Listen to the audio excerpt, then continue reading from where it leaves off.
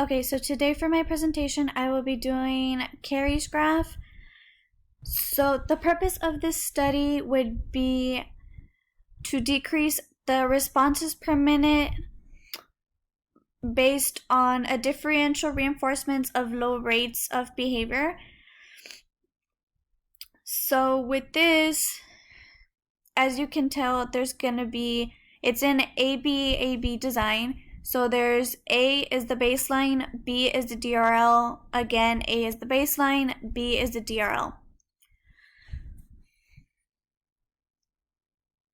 As we continue, you can see that the levels of each phase are different. So in the baseline phases, they are mildly high, but not too much.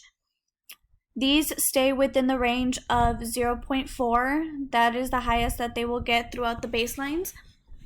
Through the DRLs, as you can see, they do not go higher than 0.1 throughout the DRLs.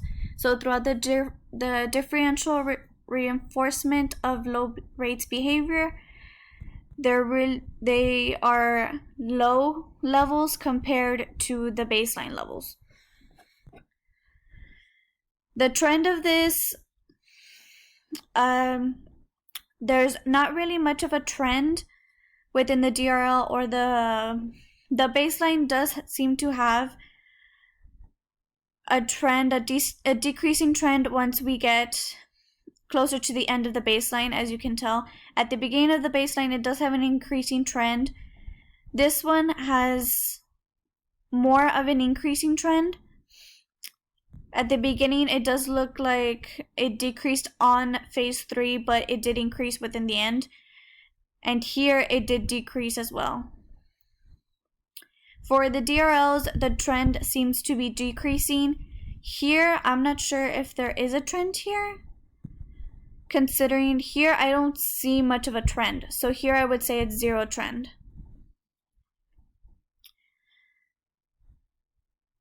For the variability, I would say that there is low variability. There is not high, but there is a low variability. You can predict that with reinforcement, their responses will decrease. The prediction would be that with continuous reinforcement, the responses per minute will decrease as we continue the treatment. As we continue, you can see throughout the phases that there are a few changes. Take the first baseline, for example. It does increase within the first 2 sessions, and then it decreases as we continue the baseline. For the differential reinforcement, there is a slight increase, but there is not as much of an increase as the baseline. As we continue throughout the differential reinforcement sessions, you can see that it does decrease again. That's in phase 2. In phase 3, there is an increase. It does decrease within the 10th session, but it will increase once again throughout the baseline, up until the 14th session. In phase 3. In phase 4, again with the reinforcement and the IV implications, it starts off low, it goes into a higher, low again, it increases and decreases within the levels here. As for trend, the trend does change throughout the entire phases. The trend here was a decreasing trend. In phase 2, it was a decreasing trend. In phase 3, this was an increase in trend.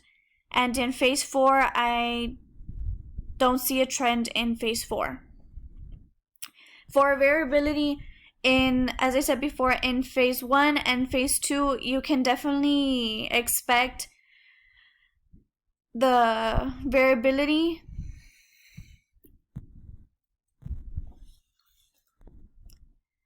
With the variability in phase 1, you can definitely predict that since it's a decreasing variability, this helps us predict that the DRL in phase 2 would decrease as well.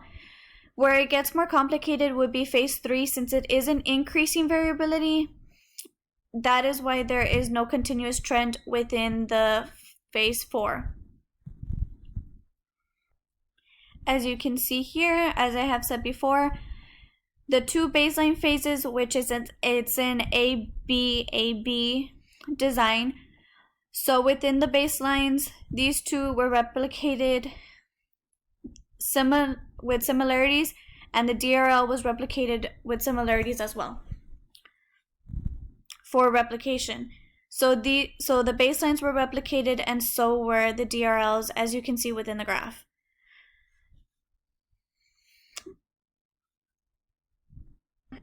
Functional control was displayed throughout the graph. So that is it for my presentation, guys. Thank you for listening, and happy Easter.